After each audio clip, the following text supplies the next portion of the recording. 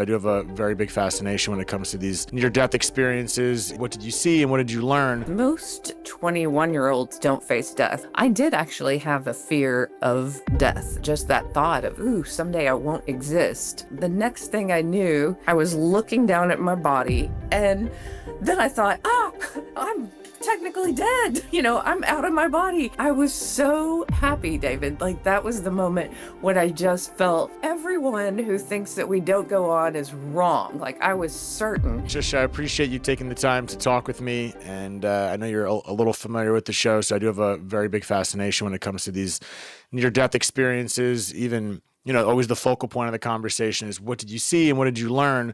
But just in general, something that is less cliche, I guess, is just the fact that you face death in general, outside of the experience. So I think that is something that's always fascinated me, but I would love to hear wherever you would start your story in regards to the experience that you had in relation to the near-death experience. Yeah, so exactly what you said about facing death. Most 21-year-olds don't face death. I mean, you're kind of in denial. You feel great, you feel physically strong and capable, and it's not really the cycle of life, to face death at that moment. You don't even usually lose too many people close to you, maybe grandparents. And so I did actually have a fear of death. And I remember, those panic attacks would hit where I would think, I'm agnostic. At that time I was atheist / agnostic, definitely, more agnostic, but I didn't think I would go on. I didn't think anything about my spirit form would continue on, and it would cause panic. Just that thought of, ooh, someday I won't exist. And so when I had my near-death experience, I was shocked. I mean, and relieved, honestly. So, I don't know if you want me to go into the background of the story, but, my first experience out of body, I was really excited. I mean, that's I know that's a weird thing to say, but I was just, relieved that this isn't the end. And so tell me, go into full detail, if you will. I know you've told the story before, but I would love to hear about, of course, what got you there, but also, that start from that initial experience of what you're explaining, how you felt excited. But if you will start from the top a little bit, that'd be great. Yeah, so I was on my way to run the Austin 10K, which in Austin, this is the Capital 10, and it's a big deal. I'd never run a 10K before, but it was really the symbol my senior year of college of getting my life together. I was about to graduate and not particularly doing that well in certain classes, but I was going to make it. And I was like, okay, this race, I love to run. This will be a good thing. It will be a good symbol of moving forward. I didn't expect, of course, to have a major collision on my way to run the race, but my car was a Honda Civic, and it was a small little hatchback. I ran into an SUV, and it was like an incredible impact, almost close to a head-on collision. They've changed the intersection since then, but basically the first light was yellow. I was late to the race. I gunned it, but I really believe he gunned it too. Like he anticipated the light changing. It was written down as my fault, but nonetheless, we hit each other going at very high speeds, probably both 60 miles an hour, and his car did not crunch up like mine. Mine completely crunched up, and I couldn't move. So that was the biggest shock. As I looked down, my knee was bleeding, my ankle was bleeding, but my body was over to one side and I couldn't right myself. And I knew, oh God, is that a broken back? Is that a broken neck? Something is truly wrong. I didn't even think internal injuries at that point. I was just thinking something's broken. Well, no one stopped. It was a Sunday. Now they have laws, where you're supposed to stop and help people on the side of the road. But I remember people passing us and thinking, oh my God, is someone going to help us? This is horrifying. He got out of his car with his daughter and their foreheads were bleeding because their windshield had broken. And so they looked gruesome. And I remember one group of teenagers stopped and screamed and then drove on. So eventually a nurse stopped, and I was relieved, and I was kind of surprised that she jumped immediately in the car with me and told her boyfriend to run across the street. This is the 90s, no phones, and call for an ambulance.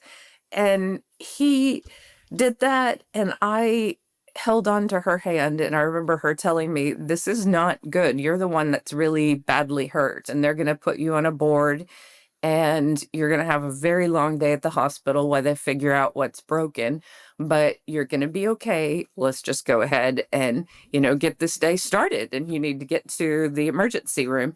And I remember looking up at the sky because I could see out of my window and thinking, all right, if there's a God, this is out of my control. And I think you're used to controlling your life at that age, and certainly at that moment. And I just remember I don't have control. And I think that is what opened up this new experience, is that suddenly it depended on what surgeon was there.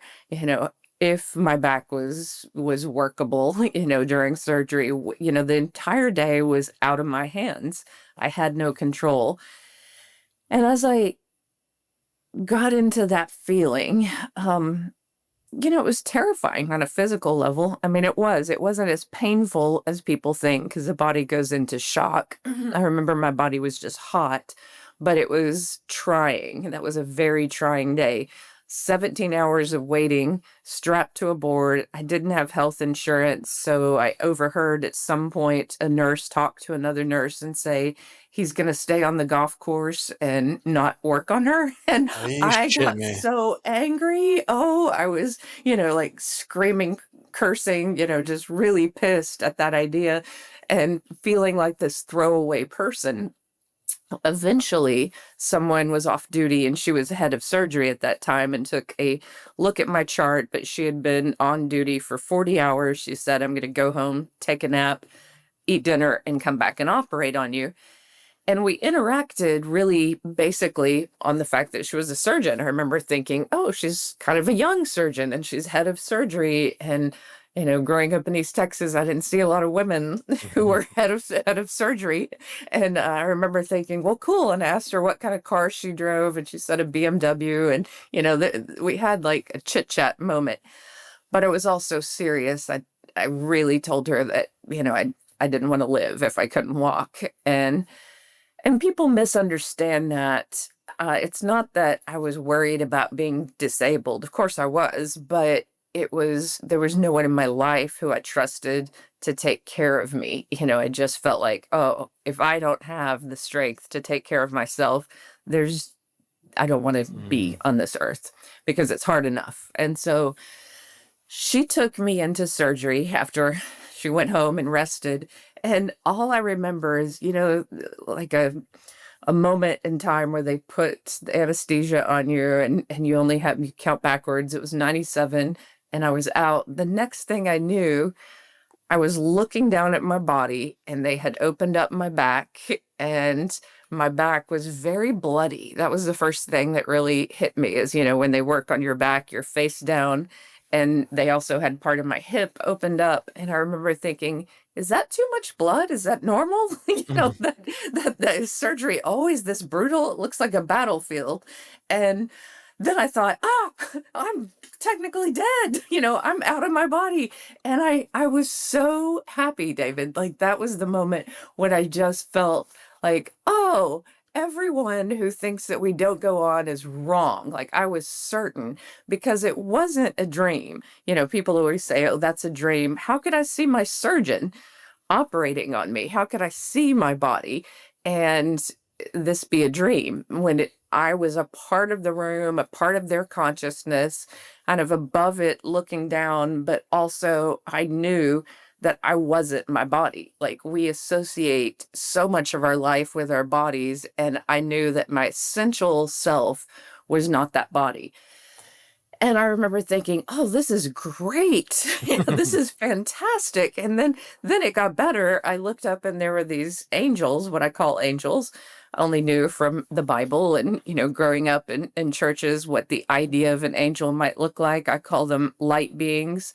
The first thing is that they were very tall, very intelligent, and spoke with telepathy through their eyes. And they also sent this healing energy through the surgeons, their hands into my body.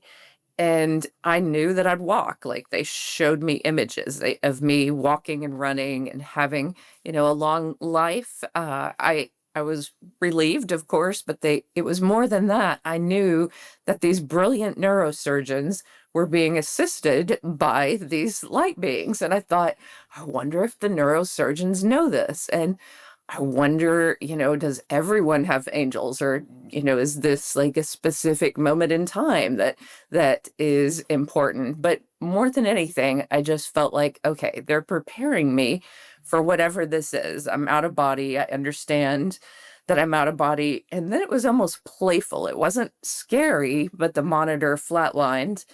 And then I saw all the surgeons like drop tools, step back, and the anesthesiologist like ran around, and I knew that he was worried, Mhm. that this was a big deal, for me to code. And I thought, I don't want to see this. There's already too much blood. And I had these thoughts like, well, ghosts go through walls. I wonder if I can go through walls. And so the minute I thought it, I went through the walls of the operating room. And then I was in a corridor and I saw my stepdad get a candy bar. And to me, that moment wasn't that important, but it was just this moment of, oh, I hope he's good to my mom. I don't really know him that well. They got married when I was in college. And the minute I saw him, I thought, well, maybe I don't have to return to that body in there. They said I would walk and run, the angels, but what if I just keep going? Like, this is really fun. And I felt like a kid exploring a new realm. And then I was in the night sky. And I remember feeling this oneness with everyone I'd known and just kind of mentally sending them love. It was as if I was just saying goodbye, have a great life, enjoy this life. And time started to become a little different. And I knew that all that we take with us is the good. Like, if forgiveness was just instant, because who cares? We go on. Mhm. Like in that moment, that's in the body. This is the soul. And in that place of moving on, I just left this world behind. And, if you can travel light years, I suppose that's what I did, in a split second, because suddenly I was in what I believe to be space, perhaps the Carina Nebula. I've seen pictures, the James Webb Telescope. That looks a lot like where I was. And I remember floating and actually having the thought, I don't need air to be out here. I'm the soul. I don't have to. There's nothing that doesn't support me here. There was no fear. I felt gently supported by divine intelligence. And I know that's kind of hard to put into words. This isn't the God experience just yet, but it was like closer to God. Mhm. Like we are more uh, disconnected from God here in the physical, but as I was there, I was beginning to feel more of God. Did you have a question? Yeah, just because it's funny how you all said that you're not even at another experience, so I'm in my head I'm like, holy shit. But before we get to the holy shit moment, I guess I just want to clarify and ask you. So one thing you said earlier about being in the operating room or whatever, in the hospital, you said you felt like you were a part of it or part of this consciousness. What did you mean by that? Like you just felt like everything was one. Like what? Can you go into a little more detail? Then we'll continue on to the rest of the story. Yeah. So what, and it is a challenging concept to put I'm into sure. I'm words sure. because I felt mostly like myself, but I felt like more empathetic or like I had a little piece of the consciousness of everyone operating on me. It wasn't just that I was seeing them. It was that I felt that my surgeon was very, and both her assistant, he was very like analytical, and she was analytical too, but she really believed, that she knew what she was doing and she felt calm and certain and confident. And he felt, just I've done this many times. He was older. He was like, no fear. And so I felt their confidence in their abilities. And then I felt this absolute horror when the monitor flatlined and everyone just like, no, just, like that to them, that was the worst possible thing, that I had coded. And so there's a little bit of knowing of others at a deeper level. And I don't think that completely went away. Like that was a part of me that I didn't have before the Mhm. experience. Like I felt very limited, like in my body, my experience, my insecurities, me, me, me, me. And then suddenly I just kind of felt more connected, more empathetic, more intuitive, more able to read people just being out of body. Understood. So did it make you in a sense not only feel that, like feel what they were feeling, be able to be inside their heads in many ways, but is there like a dividing line between that and you're able to separate almost just stepping into their perspective without absorbing that to become overwhelming to you?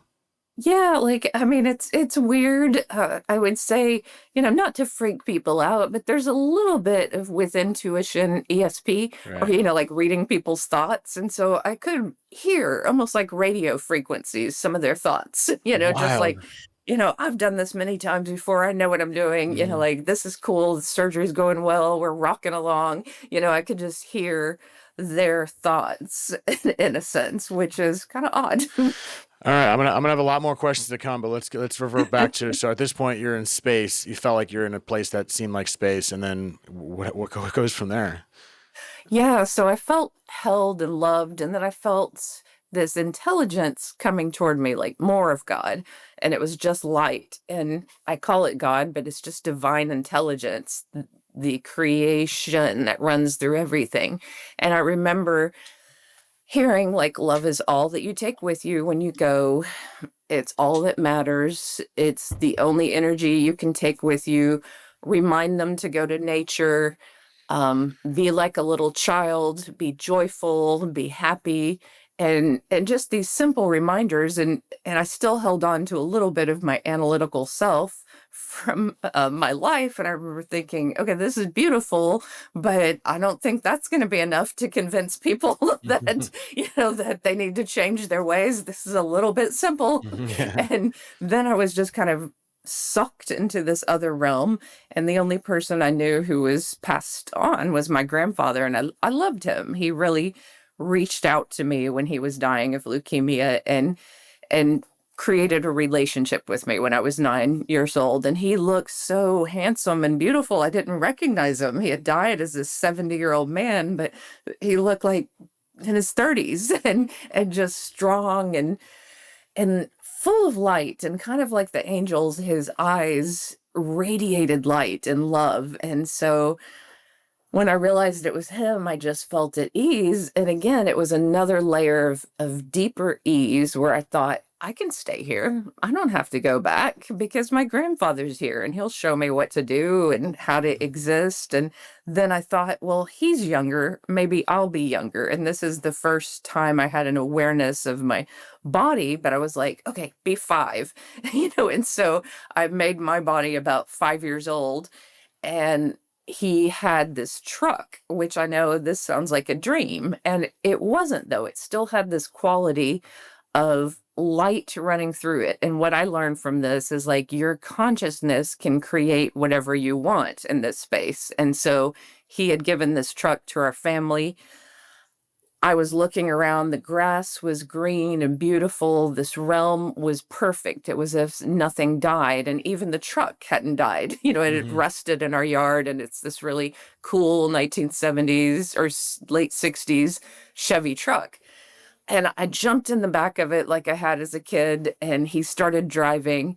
And we were still communicating in our minds with one another, just like, yeah, so you're here, and I love you, and everything's fine.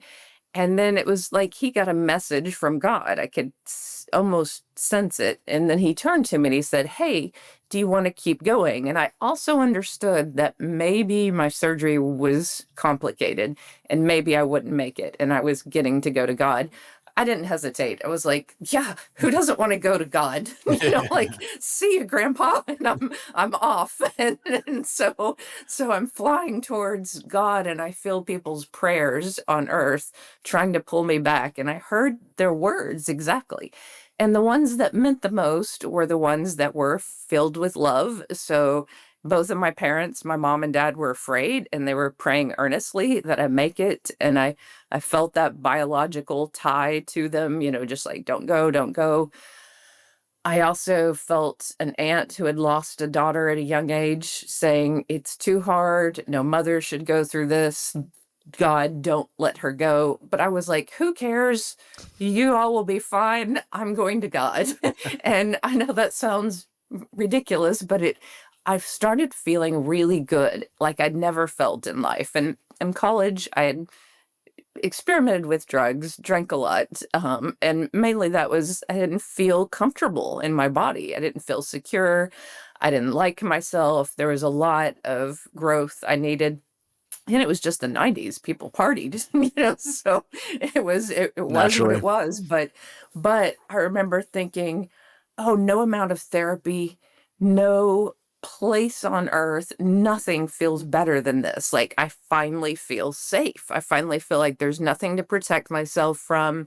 There's nothing that's going to hurt me. And in fact, everything that had hurt me, any form of child abuse or bullying or emotional wounds or even romantic wounds, it was like nothing. It just didn't matter that I was perfect as I am. I was loved, and everyone is worthy of that love. And I thought, if only they knew that they were this loved, they'd live differently. Like, everyone would feel secure.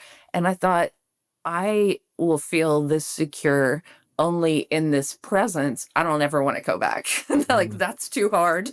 This is really easy. And the minute I had that thought, it was like I slammed against an energetic wall. And I was told by this booming voice, and when I say booming voice, you think of God, of course, but it wasn't that. It was like a vibration. So it was something you can't deny. And all the type of near-death experiences, I'm sure you've heard them, from different Christians who have very biblical experiences, say experiences like mine, oh, that's the devil talking to you, or that's you're being fooled. But to me, you can't deny a love that powerful, and you can't deny a vibration that powerful. Like, that is God, and it's undeniable when you are in the presence of God. There's no, that you're not being fooled, and you know it. And it was almost as if I was shown, here's your mission. You're not done with life. You have a soul contract, if you want to call it that, or you have this mission. There are all these students that will connect with you, and they need to connect with you in order for their lives to be okay. And you need to teach, and you need to go back and teach. That's what you're doing.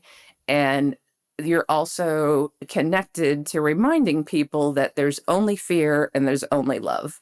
And so in that space, I could see it. I could see that people walked around, and I had walked around with fear, depression, feeling victimized, feeling angry at the world was a form of judgment of others, judgment of myself, and fear. And it disconnected me from God. That you don't have to be religious to be connected to God. You don't even have to be spiritual. Like, if you're just in purpose, if you're just in joy, if you love being a neurosurgeon and you love helping people, you're in your light, like, you're in your power. And I just saw that people needed to believe in their power, needed to believe that there's something greater than them supporting them. And that if you stay positive and you stay in that light, that's all that matters. And that if you let fear limit your life, then your life becomes smaller and harder and more painful. And so my basic message was not a religious one to students. It was, believe in yourself, believe in the power of your dreams, your light, your individuality, and go for it. Don't let anything limit you. So, in that moment, I got it. But I was like, yeah, teaching though? Do you really mean teaching? Because down there, they don't pay teachers too much. and I grew up poor, and I don't thank God that, I went to a really expensive college, to go be a teacher. That's not what I planned on. And God was like, no, that's what you're going to do. And I was like, yeah, but, and I argued for a little while longer. And I think at some point I amused God, or I amused this power because I felt like a softball suddenly, like my soul was just bunched up, thrown back into my body. And I felt all that light leaving me. And I just felt like I was hurling towards this body. And unlike a lot of near death experiencers, I remembered everything the minute my eyes opened. Like I knew I'd had a near death experience, I knew where I'd been.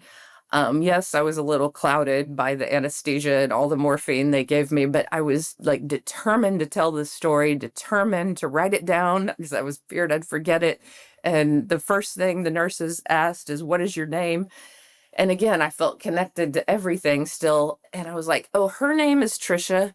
And they were like, "Yeah, we need you to say your name." And I was like, "Oh," and I remember this deep disappointment feeling my body and going, "Ooh, yeah, there's a deep injury." And oh, there's still emotional wounds that she's still going to have to work out. And I didn't feel like it was me.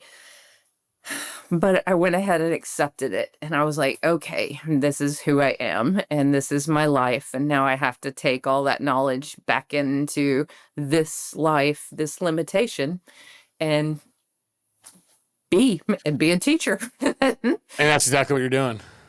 Yeah. So I think it was maybe part of my own mission to awaken Hmm. and to spread that awakening and spread it as a writer, as a teacher, as someone who is not afraid to, I guess, shake up the status quo, to that an important part of me was I always talked back to the religious people in my family. And, to my mom, I mean, I was almost a mean child in some ways. When I look at it, I'm like, I showed her a map of the world and I said, "So you think this little part of the United States has it all figured out?" Right, right. and and just the South right here, they're the ones that are going to heaven. The ones who had slaves, they're the ones that are just destined for God, and everyone else is going to hell unless they believe the way you do.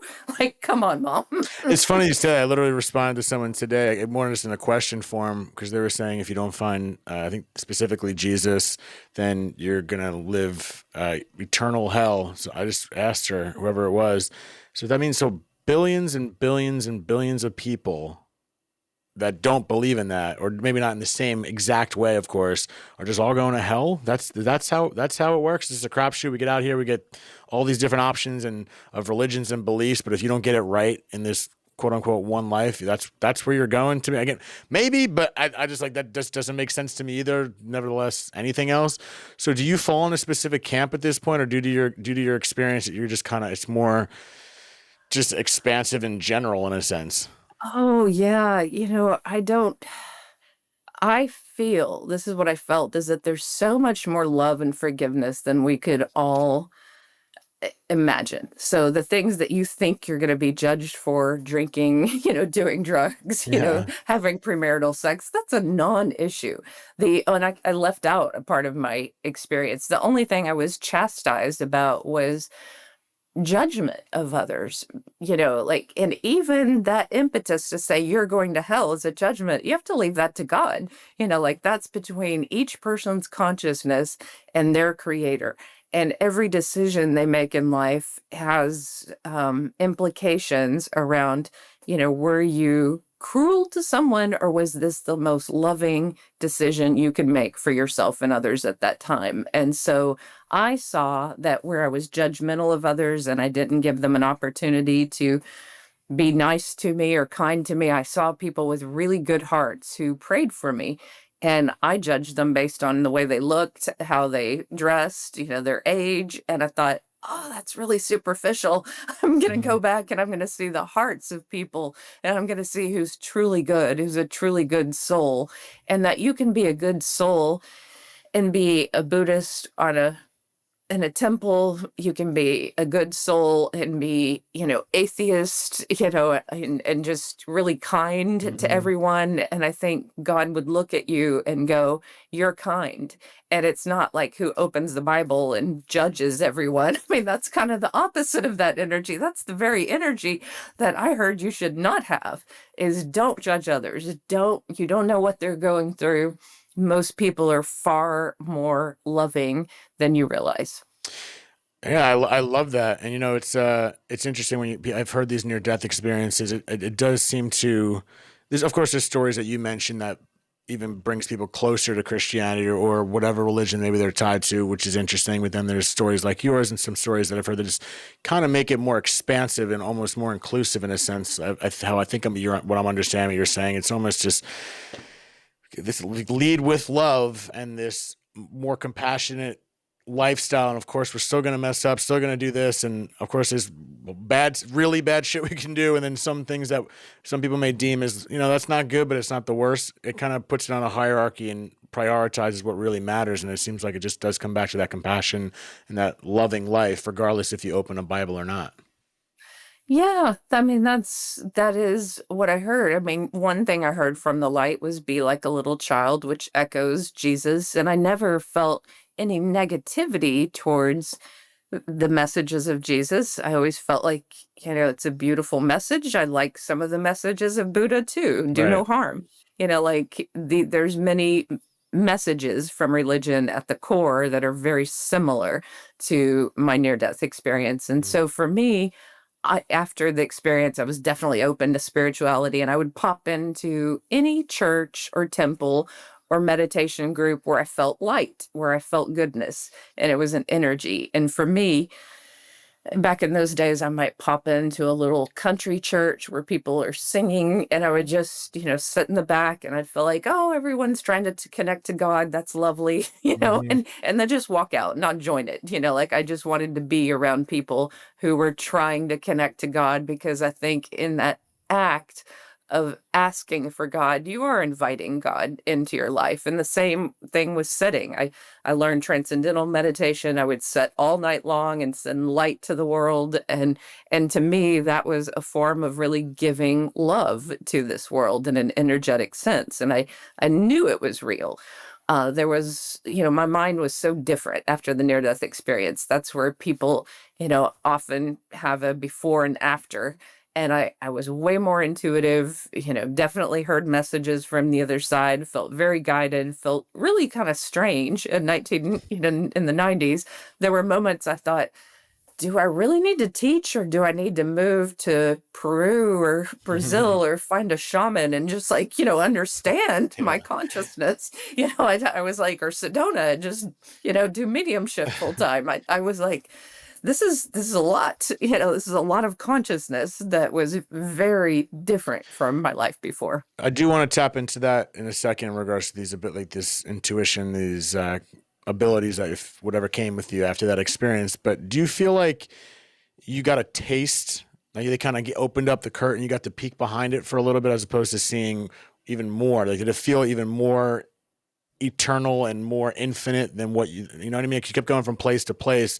So did it feel like there was so much more that you didn't see that you kind of just got a piece of the magnificent puzzle that is out there? Definitely. And, after losing people, as time went on, I lost my father, who I was close to. I feel like through following him through the afterlife, I understood more of what it's like.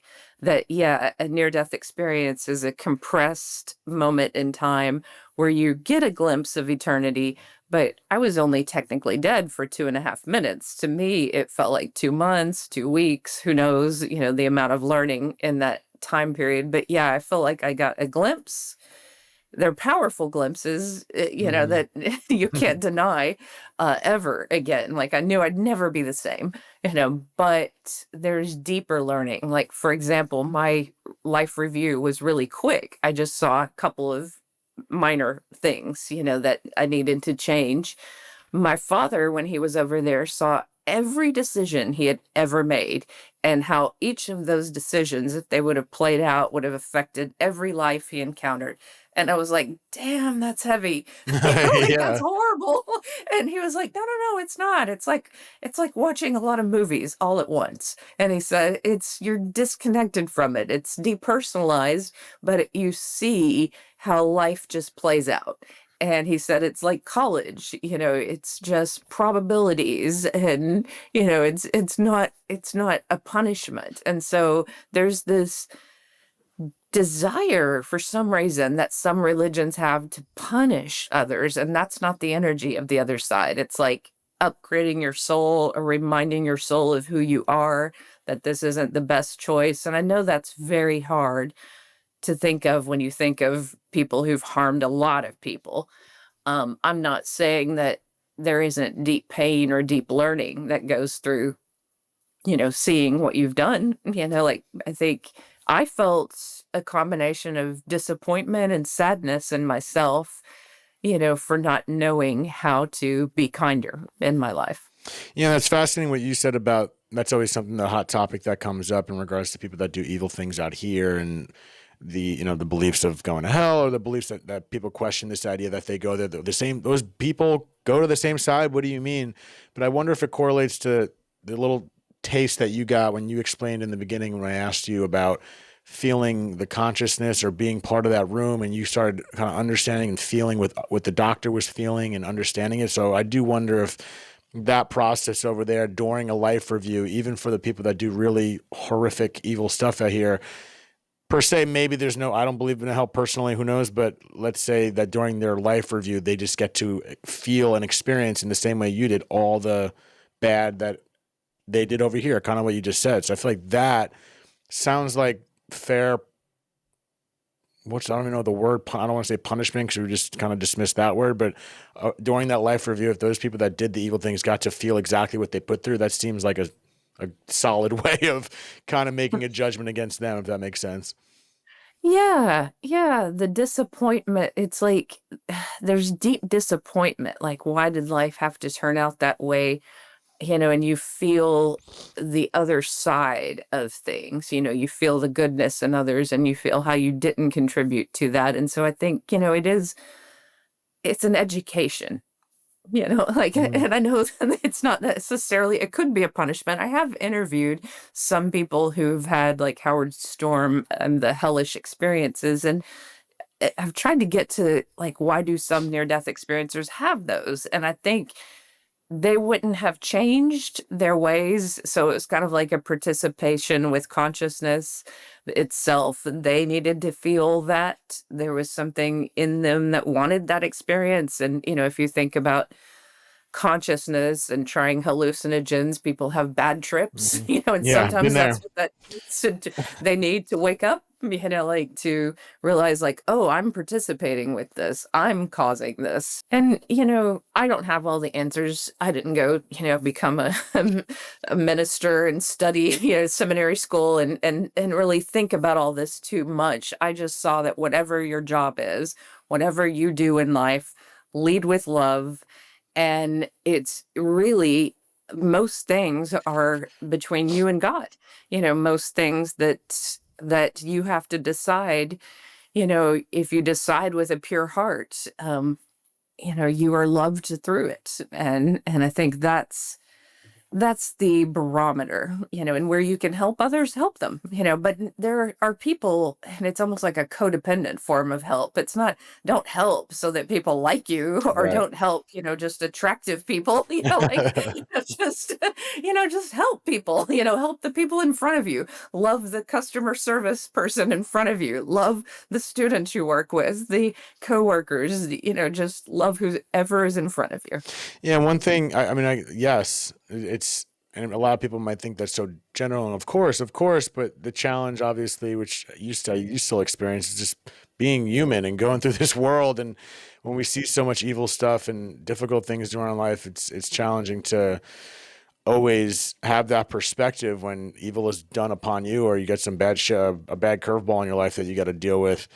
But again, it's how do you continue that? And I think the one experience that you mentioned when you were on the other side, when you were feeling the prayers from other people, but you kind of said something like, "Oh, they'll be okay.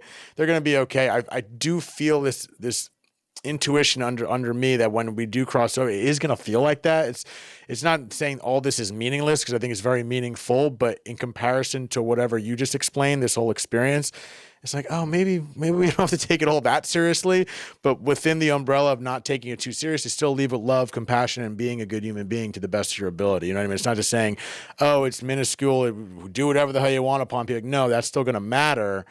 But I feel like there's an incomprehensible contrast between where you were and what this world really is.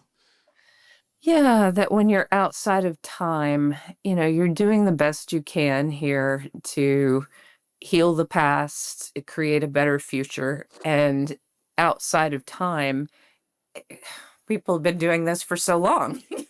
Dude, so long. That it's really, just like this. Our lives are like this on the other side. They're just so quick. And yes, we take it all too seriously, while we're here. And part of awakening is being outside of time and going, okay, none of this matters. You can argue about all the things that are happening around the world, but what are you doing that's Mhm. loving to help other people? What are you doing that's loving to yourself? And that's the most important thing. And that's where you begin to have the space to create. So, what do you want to create here? Mm. I can imagine from your perspective, losing a father in 9/11, and that event, I think, just horrified us, the devastation, the shock of it all. I can imagine, in a young person, how that was overwhelming. Yeah. Yeah. I mean, yeah, I mean, my 9/11 and my dad happened when I was 12, so it was just a different time of grasping it all. A lot of people that already heard me yap on it, but it seems like a lot of it was just a weight that sure I still carry, but at the same time, I don't know if I noticed it throughout my life, if that makes any sense. I feel like obviously I knew my dad died, I had to go through it and the grieving process, but I feel like a lot of it was buried in that instant when I first saw the towers go down. I blacked out after crying and don't remember so much because I feel like my body shut down, as people have heard. But I just wonder how much of that weight I still need to shed out, because I feel like I've done a lot of the work, whatever that means, and I feel I'm in a great place. 25 years later, it's just been a hell of a lot of time. But I just always wonder from that weight of that experience how much still is on my back and I don't even know it. You know what I mean? It's like how much of it is subconscious that I'm not even aware that I'm carrying. Well, I think the way people die, it can shock them or it can affect their souls. And I think that, something like that is a shocking experience. There's a Father John Mr. Castle. I don't know if you know him, but he's a priest who helps souls that are traumatized cross over. So not really exorcism, but he said that there were some people who were so shocked by the event that their souls just stayed there and looked at the destruction and looked at how shocking it was and how devastating it was, and they couldn't ascend for a while, that they were just caught in this loop of how could this happen? And that happens with genocide, that happens in war, that happens in these traumatic events that just kind of scar the soul. So I think there are these soul wounds, that we can send love to that event. And I think part of, maybe this might sound odd, but is part of your work in healing yourself is just sending love to your father and feeling your Mhm. father send love to you too, that it is all okay, that he is okay and he'll see you again. And yes, that event was traumatizing, but there's also all that he's learning now and all that he's experiencing now and all that he's supporting you in doing. Yeah, I mean, I believe in that. I also that was a new thing what you said in regards to like scarring a soul. I'm not really I haven't heard that too many times, even though I was wondering how that could happen if everything is so perfect on that side. How does a soul get scarred? Yeah, so I think it's And how do you know in this? Is deep this something that you've started to interrupt? I'm just curious, like, where does that come from?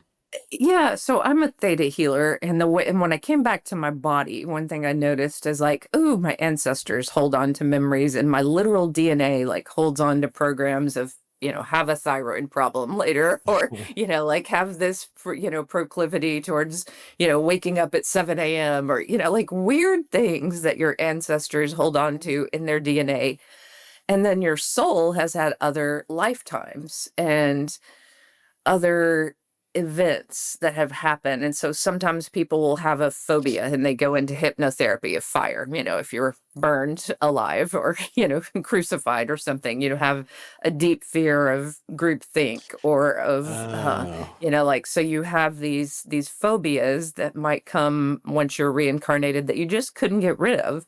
It's almost like it's written onto your soul. And so I think, when people have died in volcanoes and lost all their family and they're sitting there, in this island many years ago, that's almost like it's almost written into your soul. Like this can happen. This is really a traumatic place, So I think certain traumas do get kind of written into the soul and they're hard to let go of. Now, Are you are they fine, on the other side? Yes, but then maybe they remember it. okay? I think that makes. I mean, 'cause I remember reading "Many Lives, Many Masters" by Dr. Brian Weiss, and he mentioned something along the lines of he was doing hypnosis with a client, and then she had some issues with water, and he thought it was something that maybe happened with swimming when he was a kid, but then maybe it ended up being something from a past life. So, are you talking about you are specifically talking about Yes. reincarnation and their souls living these many lives? Yes.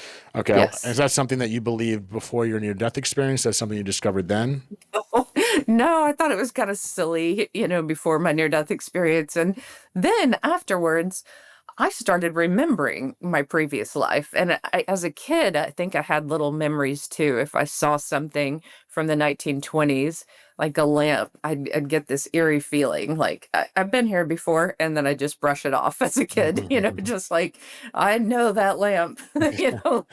And what I found though, which is really weird, I lived in Boston for a time, and anything that was built before the 20s, I could find. So if I was walking around Cambridge and, the Tufts area and all that, I was like, oh yeah, I know this street. I know this, I know this town, you know. And so you knew that, did you know that from the eyes of remembering a past life, or you just were you and just felt familiar without understanding why? No, I remembered the past life when I started having dreams about it. And I remember taking a train, I guess, somewhere where Rhode Island, and then another place, maybe New Hampshire. The train went north, and there were these big hotels. So people didn't stay in little hotels, just they would all vacation together. Mhm. And I saw it, in the summer, what it looked like. And I was like, oh yeah, I lived here. I know this place. I even remember dying and giving away. And I read a lot of books that I wasn't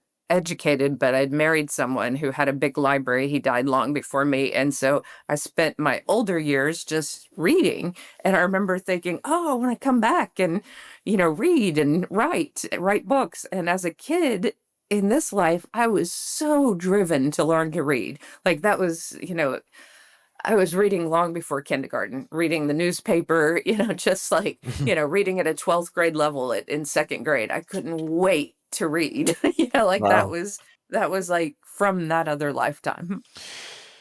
Whew. Yeah, that because I've tried that path and I didn't have any luck during a past life regression. So sometimes I wonder. I would like to tap into that because I've had so many stories of people in my life and things I've read of people having incredible past life experiences, and seems pretty undeniable. I believe in that. That makes sense to me. Sometimes I see little kids, like my best friend's nephew. I think there's some stories behind him remembering some things that I'm not going to share. But looking at this kid, I'm like, you've been here before. I'm just going to see. He's like a little old man. He's like the wisest kid I've ever met in my life, and he's one of those people that sometimes you can just look at. I can't confirm it, but I just say no. He's lived a lot of lives. Look at this 4-year-old right now. He's brilliant, and not even just like an intellectual IQ brilliance. Just something about the way he carries himself. Like, oh, he's lived before. How is he doing this thing? It doesn't make sense. So I buy into that. Yeah, no, and why do we even have the term old soul? Like Right. we see it, like we see it in kids, Yeah, you see it in certain people too, and some people are like, oh, they just do something silly. Is this your first? This is your first rodeo, isn't it? I'm gonna give you a break because I don't think you've been here before. Uh, You're a nose picker, yeah, it's like all good. kindergarten. All this has made me take things less personal, and especially the way you explain things and how they might be. It's just I don't know. It's magical. It's scary, but it doesn't have to be scary. It's just this whole convoluted experience that we're all trying to figure out. And I want to ask you: is there anything from your experience and what you've seen and tapped into that makes you question more about this existence, or do you feel pretty calm about it all?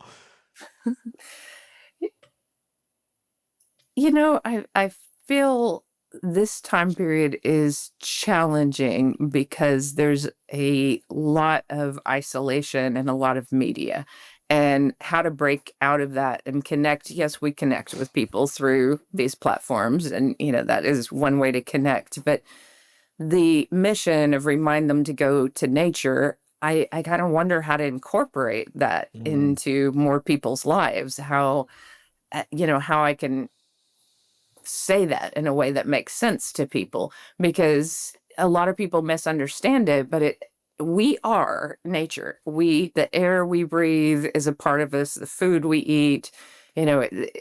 People feel calmer when they spend time in nature.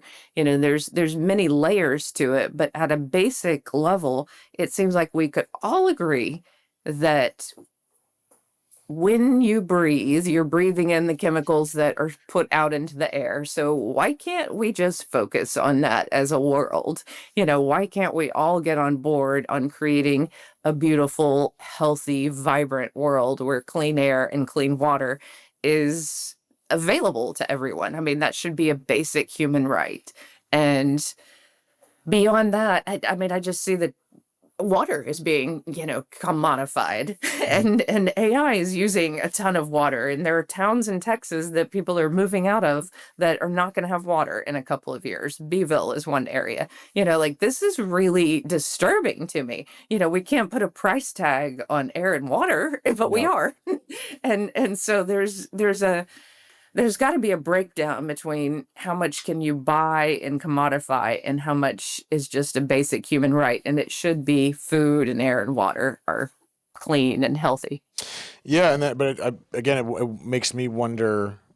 Okay, why? You told me you went to space. You're hearing the rumbling of God. You're talking to angels. It's so beautiful over there. And then we have this place over here that does have so much beauty to be recognized. But then all this muck that what the and again, I think it's just we're here to experience and learn. But then my other side of my brain is like, why do we have to experience and learn when if that other side exists like that? What is this? I guess maybe it's just an amusement park.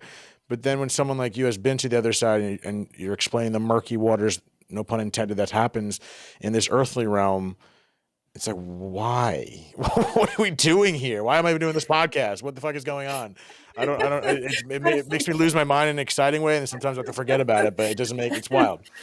I hear what you're saying. Like, I think our souls like a challenge. Like, I so the guess. people who want to swim or, like swim the English Channel, or they want to, try something really hard at a physical level to push their limits. I think we're all coming here and it's hard.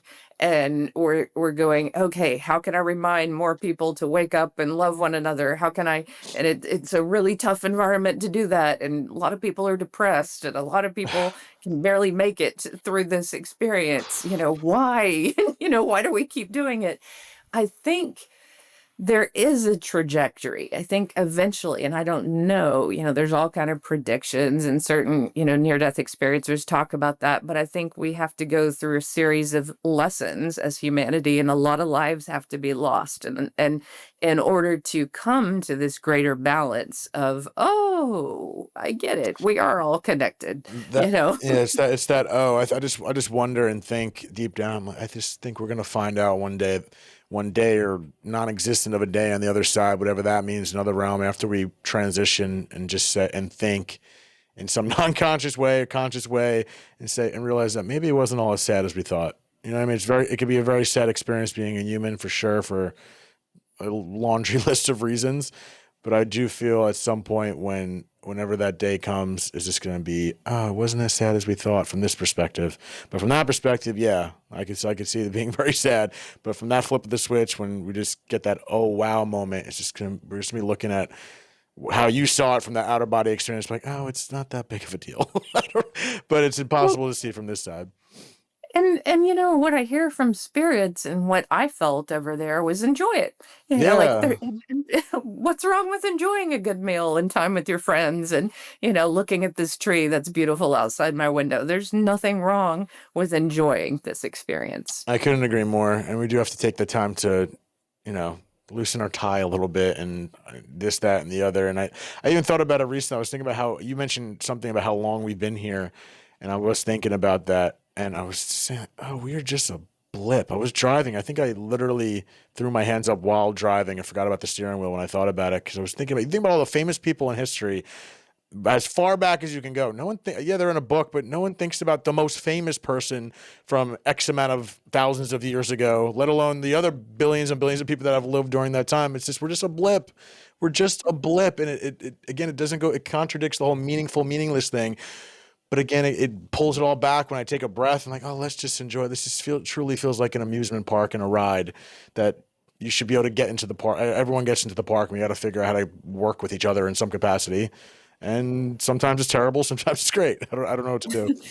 And it is almost like international travel too. Americans are so focused on America. And I remember being overseas for a year and teaching in South Korea. And I remember thinking, God, it's so, and this is, 96. And I remember thinking, wow, I don't have to listen to anything about stars, anything about people who are in the media. It's such a Yeah. relief. And then I've taken breaks, from TV at different points in my life. And in college, I didn't have a TV. I was literally behind Luke Perry, and he Really? was getting flagged by people, getting autographs. And I was like, I didn't ask him anything. He's like, don't you want my autograph? And I was like, I don't know who you are.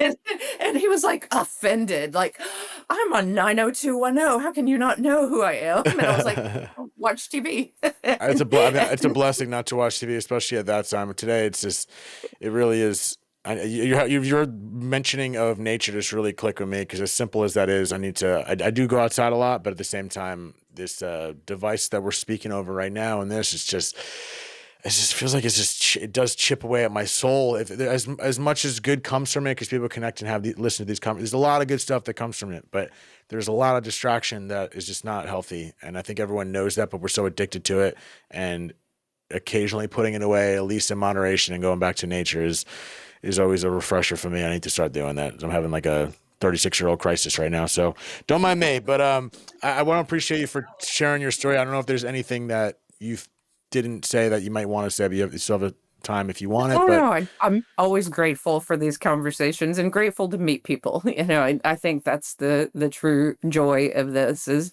I'm sure you get to meet many people. I do offer mediumship readings and healing sessions. And for me, it's just a gift. It's another part of sharing that light, that I experienced over there. So thank you for what you do. And yes, give yourself a week of, just rest and enjoying life. yeah, I need to figure out someone who wants to manage this damn podcast. I'm doing everything by myself. But other than that, ladies and gentlemen, thank you for being here. I really appreciate you, Tricia. Thanks for the time. And until next time, y'all, if you want to find more information on her, as usual, it'll be in the show notes. And until next time, bye, guys. Thank you so much for tuning in to another episode of Dead Talks. Please do not forget to hit the subscribe button and also the notification bell. That'll give you updates as to when we post a new video, more episodes, and more content in general. We are streaming on all the major podcast platforms, including Apple, Spotify, iHeartRadio, Pandora, and all that. And also find us on Instagram at Dead Talks Podcast or www.deadtalks.net. Thank you so much.